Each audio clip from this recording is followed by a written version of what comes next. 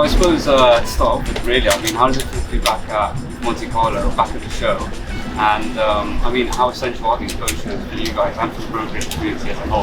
How essential is it that we have them going forward into the future? I think boat shows, in my opinion, are really important for the industry. I mean, it's part of the culture.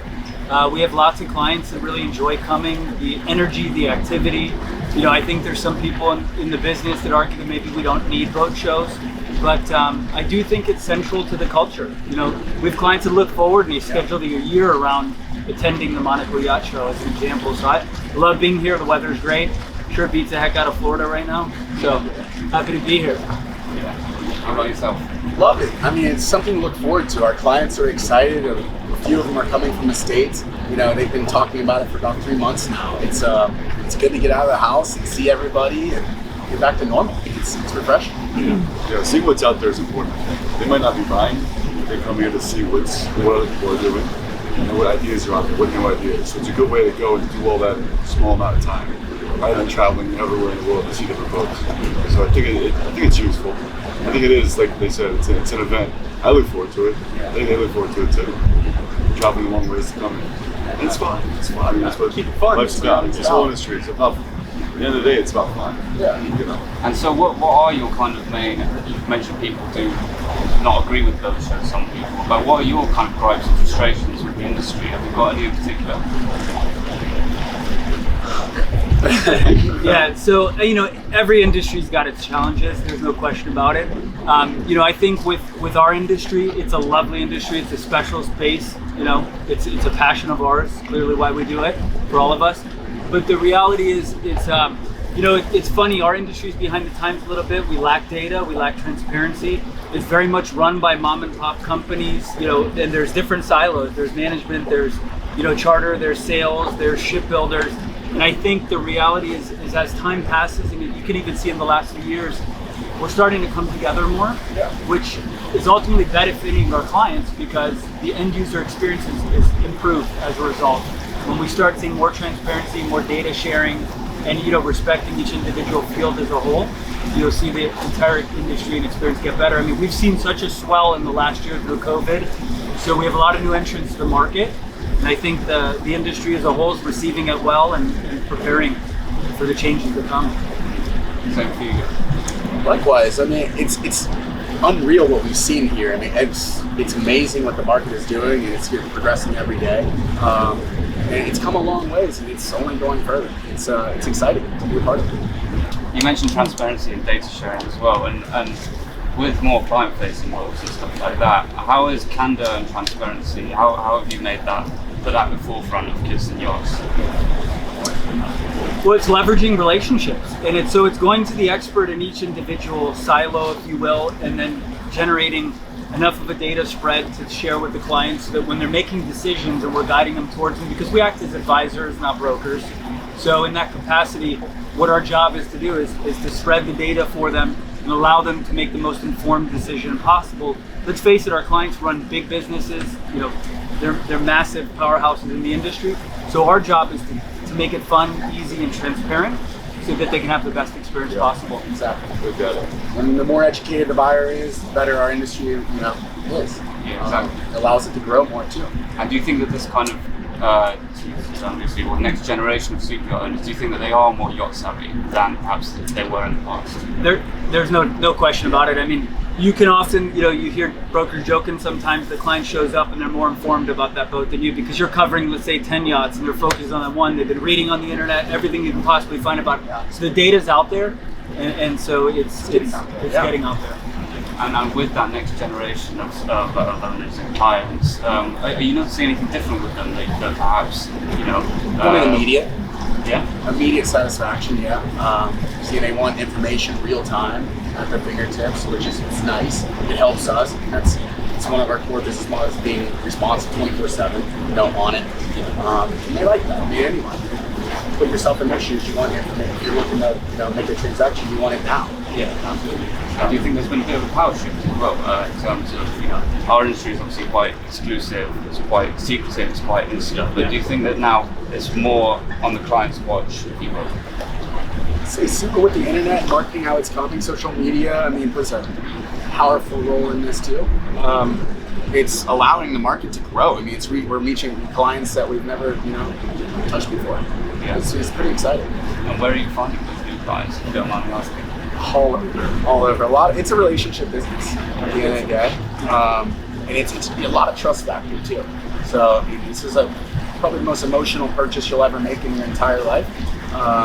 So we understand that. We understand it's a big deal. And what do you think are some of the main challenges facing the industry, let's say, for the next 5 years or so? What are the main hurdles? I think crew could become an issue. I mean, we're seeing it now when a client acquires a new yacht and you're replacing the crew, or you're building out a crew that fits that particular client. There's a shortage. There's no question about it. Marinas too. So hopefully, our industry attracts new talent that can run it, because at the end of the day, that's the experience the client has, is how good is their crew, and how well does the yacht perform. They're the ones that keep the glue and keep the thing going. So I think that's going to be an issue. Very personal industry. Yeah, we're based out of South Florida. The biggest issue we have right now is some people are buying boats, but they don't know where to put them. Especially the big ones. Building a new marina in South Florida is near impossible with all the red tape around it. So we're seeing marinas opening in the Bahamas. The Bahamas are having a few super out marinas, but Miami and Palm Beach, it's really very difficult with new additional big boats. Well, the fleet size is obviously increasing. The yachts are becoming more advanced bigger, massive. and more impressive and everything, but the infrastructure needs to kind of play catch up with that. Yeah, that's right. Exactly. Yeah. So it's kind of a hot topic, especially here in Monaco with us. We've gone paperless for sustainable reasons. What kind of role does the brokerage community play in what kind of sustainable responsibilities do you guys think that you have? Well, we do focus on new build quite a bit, and so the companies and the shipbuilders we've worked with, it's providing the clients the options and making them aware of what those green initiatives are, because it's something that the industry will be looked at, that responsibility of being green. So it's just making them aware of options and trying to lead our clients toward that path, showing the importance of preserving what we love, the marine life. Keep this going on for years to come. We want to be generations to come. Yeah, absolutely. And what's your the theme of our TSF show really is 2030 vision. So I wanted to ask each of you, what would you like the CPO industry to be like in 2030? It's a good question. It's a tough one. I think as we see, the technology is progressing so much. And it's just becoming, easier and easier. These yachts are it's a very personal field, but it's going to be, more seamless to charter. And our industry's going to grow, substantially with that, being just convenient. I think that's what people love, and make it easy. I can tell you what I would like to see maintained is our business is very much relationship based and it's personal. Yep. And we try to make it personal. I mean, as we look around us, these yachts are hand built, they're custom, they're artwork, and it's about the client, it's about that personal touch. So I want it to remain the same. So we're seeing technology come in, making the buying process smoother, and chartering and access to yachts is becoming easier. But we have to maintain that personal, custom approach. This is a special space on the planet, and so that's what I'd like to see happen. Yeah. I agree with both of them, both their points. I think that I would like to see technology play a bigger factor in knowing what you're getting when you're buying a vessel, especially a used vessel. So knowing what issues the boat may have or may not have. I think that's very doable. A nice analysis of a boat has less people buying something and getting surprised by a problem. That'll make our industry stronger, people happier with purchasing yachts. Very similar to what aviation has done. I mean, at Kitson Yachts, we try to keep a record of every single service log, everything. It just makes it, you're just building transparency throughout the process, which is nice. It's just, additional data. Data helps with everything, And with that as well, it's quite a fragmented industry, isn't it? And there's kind of, I suppose, a lack of an overarching body kind of ruling over it. And why do you think there is a lack of transparency? I mean, one could argue that it's, I suppose, due to the hand-to-mouth nature, people fighting for contracts, and perhaps they don't want to miss out on that, and they're not looking at the big picture. So is that something that you'd like to see more of? Yeah, I mean, the big picture is really important. It's hard to, sometimes you can lose focus on how important that is. but each different player in our industry is part of the entire package, right? So somehow we do need to find a way to start sharing data better, whether it's a central platform or whatever have you, because ultimately the client benefits, the experience becomes better for them, and then we have a happier client base. But it becomes a function of just having a culture of sharing information, And so what's your kind of, short-term goals as well? We're looking into the future at Kitson Yachts. Where would you guys like to be, perhaps, in the post-pandemic world? And what have you learned as well from the pandemic? Life is short. Life is short, and people value experience. So it was, a blessing in disguise with COVID. I mean, it was a tragedy in a global scale, but, people that had the ability, made an opportunity for themselves to experience something different that they may have not done in the past because they, it was outside of their normal routine. So, the yachting industry as a whole benefited as a result of the desire for more experience, the desire to live a little bit more and experience new things.